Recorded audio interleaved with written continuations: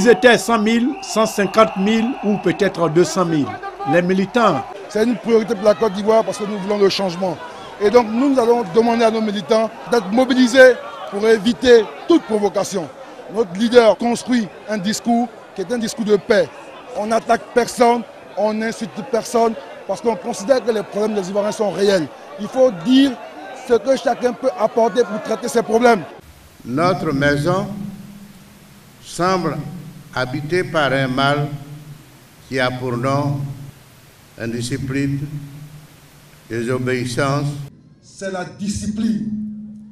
Et les peuples qui avancent, les peuples qui travaillent sont avant tout des peuples disciplinés. Ceux qui veulent s'incarner dans des haut-parleurs doivent le faire en sachant leur rôle exact. Le combat a commencé en avant. Cité Ado de Yopougon. Sur ce chantier, travaille Natacha, 25 ans sans emploi après ses études universitaires de maintenance en système électronique et informatique appliquée.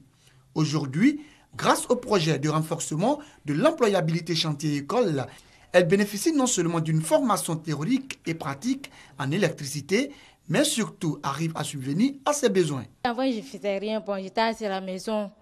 Bon, j'allais faire une inscription, mais je n'avais pas assez d'argent pour pouvoir terminer le reste. Mais comme ils sont venus, ça fait ce projet-là. Donc, ça m'a permis aussi de venir apprendre quelque chose, un métier. Bon, à la fin du mois, on peut faire quelque chose, au moins pour notre prime de transport. Comme Natacha, Placide, la trentaine révolue, est à la recherche d'un emploi depuis plus de 5 ans. Ce père de 3 enfants s'est dit heureux d'avoir été choisi parmi les jeunes bénéficiaires du projet de renforcement de l'employabilité des jeunes des travaux d'utilité publique à haute intensité de main-d'œuvre. Projet dénommé « Je suis jeune ». Je nettoie ma gare chaque jour. J'ai décidé de nettoyer les gares routières. En le faisant ainsi, je contribue au développement de mon pays. Ce projet est l'œuvre de 2 ONG, Dimcovi et Action Entreprise. Quand nous avions fini de sélectionner ces jeunes, nous sommes allés les former, nous les avons équipés et voilà, ils sont en activité sur le terrain. Un projet qui s'inscrit dans la vision du ministère de la Promotion de la Jeunesse et de l'Emploi des Jeunes. En vue de se rendre compte de la mise en œuvre du projet, Sidi Touré décide de se rendre sur le terrain. Le principe des travaux à haute intensité de main-d'œuvre est de donner la possibilité à des jeunes qui n'ont pas de qualification spécifique, leur donner la possibilité d'avoir une activité qui leur permet d'avoir des ressources. 3 communes du district d'Abidjan bénéficient de ce projet de renforcement de l'employabilité. Abobo, Adjamé et Yopougon. Monsieur le Premier ministre, ce meeting est aussi l'occasion d'un hommage de la jeunesse ivoirienne à son Excellence Alassane Ouattara. Hommage à Alassane Ouattara pour tout ce qu'il a fait en 10 ans pour la jeunesse ivoirienne. Le président Alassane Ouattara nous a redonné notre dignité. Monsieur le Premier ministre, rappelez-vous, il y a 10 ans, la jeunesse était réduite à être dans les agoras et les parlements pour pouvoir survivre. Il y a 10 ans, la jeunesse n'avait aucune perspective. Il y a 10 ans, notre école était dans le chaos. Il y a 10 ans, la jeunesse était obligée d'être dans des groupes armés, des groupes d'autodéfense pour pouvoir survivre. Et bien 10 ans après, vous avez une jeunesse au travail.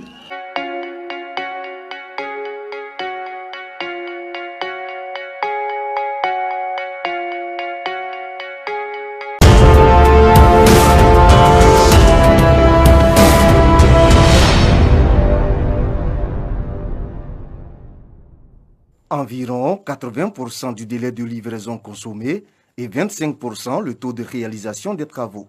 Le ministre de l'Équipement et de l'Entretien routier était sur le chantier du 4e pont d'Abidjan ce jeudi. Nous avions donc le problème de la libération des emprises. Nous avons discuté avec la plupart de ceux qui doivent être déplacés. Il y a certains qui vont être payés dans ces jours qui viennent, de sorte qu'on puisse libérer les emprises pour que l'entreprise puisse valablement travailler.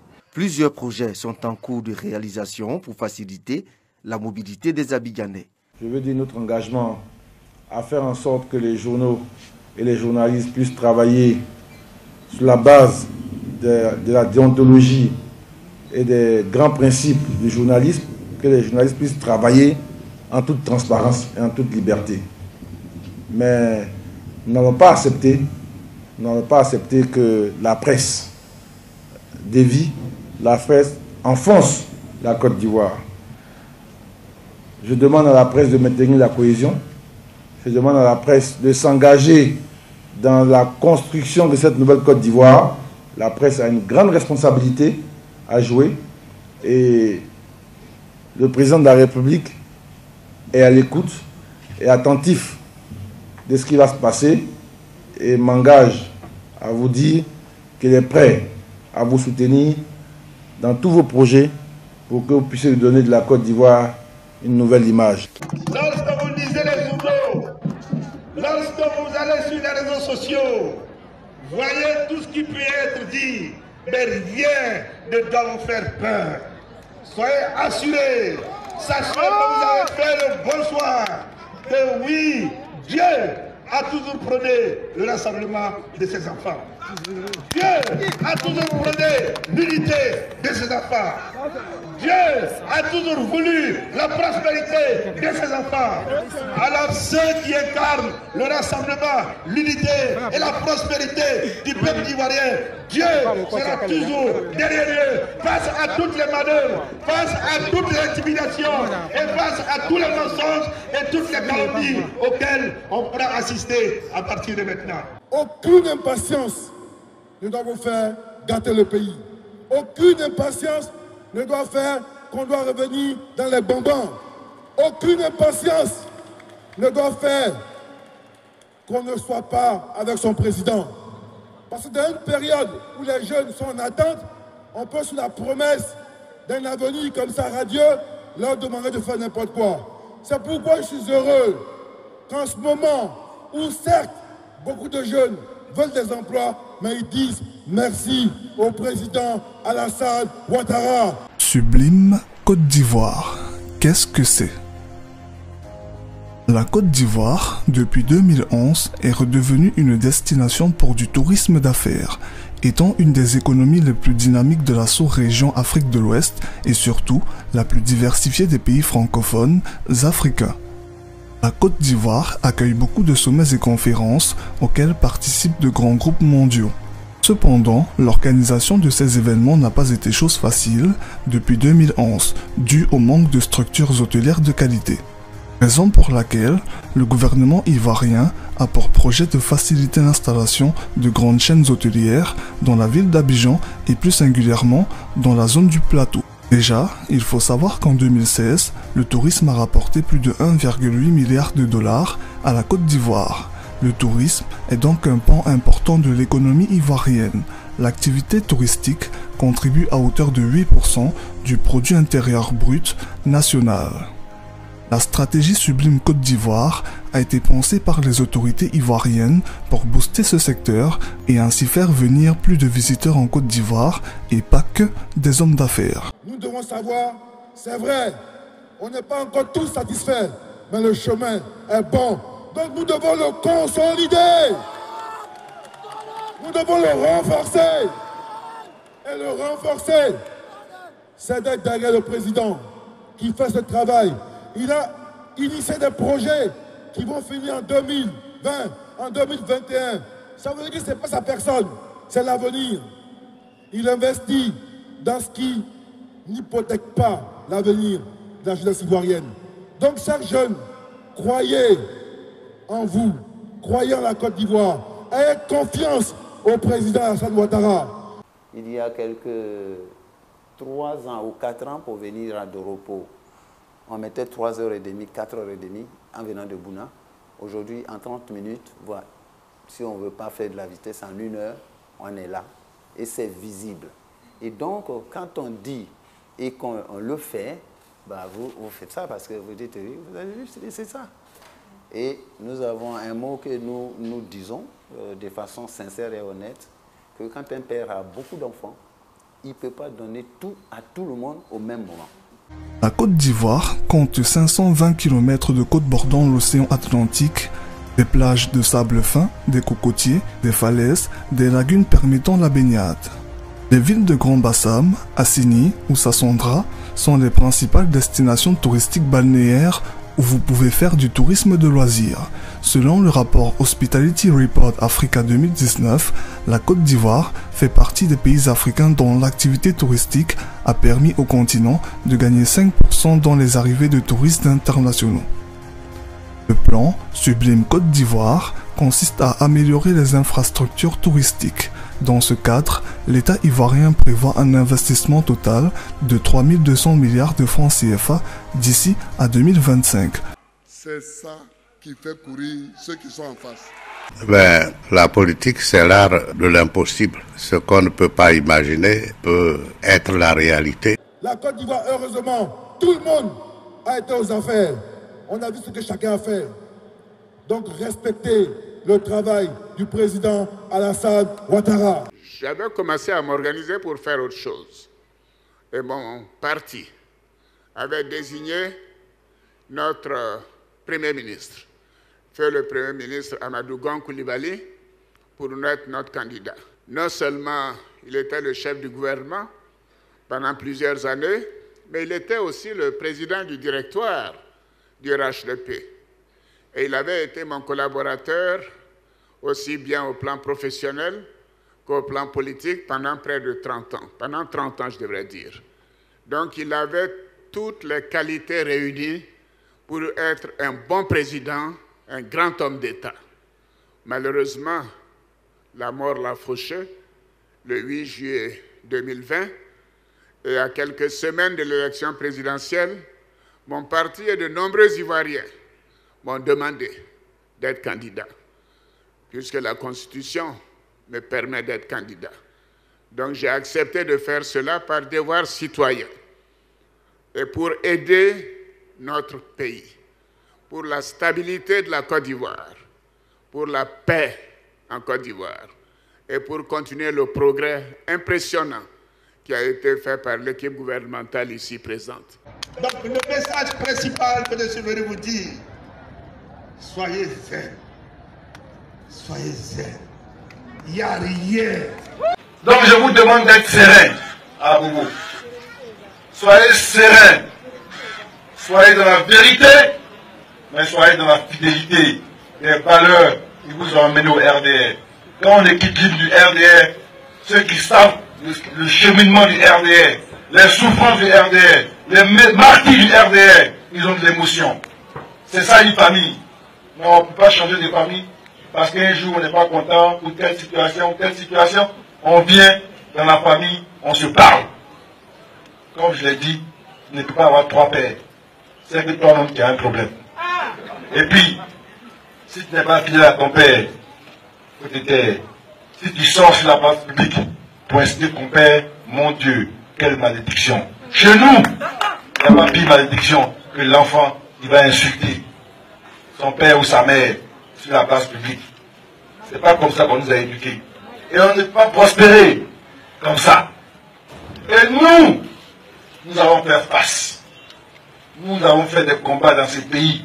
On n'avait même pas le millième de ce que nous avons aujourd'hui contre des pouvoirs organisés, puissants, mais on a résisté. Donc comme on est dans les vestes, on est au bureau en train de courir à gauche, à droite, les gens pensent que bon, on s'est oublié, et qu'on n'est rien du tout, que bon, on est fini. Bon, Dieu est grand, que Dieu nous donne longue vie. On sera se voir, on sera au rendez-vous. Dans le district Godjibois, la réhabilitation de la route revêtue de 170 km reliant le PK 109 à l'autoroute du Nord à la ville de Gagnoa est en cours. Reparti en 3 sections, PK 109 Ndouci 9 km, Ndouci Hermankono 55 km déjà achevé et Hermankono Divo Gagnoa 103 km. Même si ce dernier tronçon n'est pas encore achevé, les populations en ressentent déjà les bénéfices. Il n'y a rien en face. Point donc de polémique entre micro et haut-parleur. Chers frères, artisans, commerçants, pour que le commerce réussisse, pour que l'artisanat réussisse, pour que l'élevage réussisse, il faut un environnement de paix. Le président Ouattara observe, il est bien conscient des enjeux, mais il ne faut pas que les uns et les autres débordent. donner le sentiment que tout va mal dans le pays. Que la Côte d'Ivoire est le pays qui va le moins bien sur la terre. Alors que tout le monde, la Banque mondiale, le FMI, toutes les institutions disent que nous sommes un des pays qui va le mieux en Afrique. Qui se porte le mieux en Afrique. C'est vrai des chiffres vérifiables. Ce que nous disons, c'est que c'est vrai, sur la répartition des richesses, il y a des choses à ajuster. Sur la solidarité aux gens faibles, il y a des choses à faire. Sur les familles en difficulté, les jeunes qui n'ont pas d'emploi, il y a des choses à faire. Mais ces choses-là, on ne les fait pas par bâton magique. On ne les fait pas au hasard. Le président a une stratégie. Le pays n'est pas ce qu'il était il y a 5 ans, ou en 2010, où tout était gâté. On est en train de reparer, de redresser le pays. Dans certaines contrées, il y a des gens qui n'avaient pas de goudron, de route. Ils ont eu la route, ils n'avaient pas d'eau, ils n'avaient pas de centre de santé, ils n'avaient pas d'école. Tout ça sont des investissements prioritaires qu'on a fait. Mais c'est comme votre enfant, quand vous le mettez à l'école, c'est un investissement important. Mais ce n'est pas tout de suite qui vous rapporte. Il faut qu'il passe du CP1 jusqu'à la terminale, avoir son bac, après du bac jusqu'à l'université, et après avoir un boulot. C'est à partir de ce moment-là que vous sentez que votre enfant peut commencer à s'occuper de vous. C'est comme ça aussi le développement. Quand tu mets les bases, avant qu'il y ait un retour sur tout le monde, il faut quelques années de stabilité, de croissance durable. Il n'y a pas un pays qui peut se développer autrement que par cette marche-là. C'est comme la maladie. Quand tu es malade là, tu as pas lu, quand tu prends les comprimés là, toi-même tu es KO un petit moment avant de te ressentir bien. Il y a une convalescence. La Côte d'Ivoire a une crise très grave. Tous les pays sont impressionnés par les résultats de la Côte d'Ivoire. Mais nous sommes aussi un peu exigeants, c'est normal. Si on veut être grand, il faut qu'on soit exigeant avec les dirigeants. Et notre responsabilité, c'est de vous apporter plus de liberté, plus de développement, plus de moyens. Et nous sommes sur ce chemin. Et mon ambition est de porter notre pays encore plus haut, de le faire rayonner davantage, pour que l'on sache que la Côte d'Ivoire est en de bonnes mains et que la Côte d'Ivoire continuera d'être stable et que les populations continueront de connaître la prospérité. Notre pays est un pays de paix et nous devons tout faire pour préserver cette paix, si chère au président Houphouët-Boigny, car sans paix, aucun développement n'est possible.